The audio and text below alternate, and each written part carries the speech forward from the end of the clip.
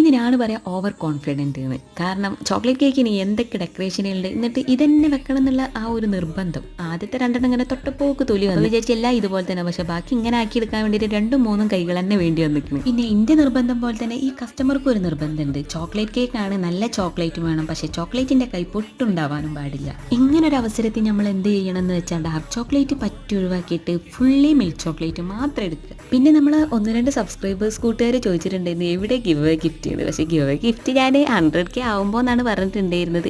100K ആയില്ലെങ്കിലും ഞാൻ അന്ന് ആവും എന്നുള്ള പ്രതീക്ഷയിൽ ഒരു ഗിഫ്റ്റ് വാങ്ങി വെച്ചിട്ടുണ്ടായിരുന്നു.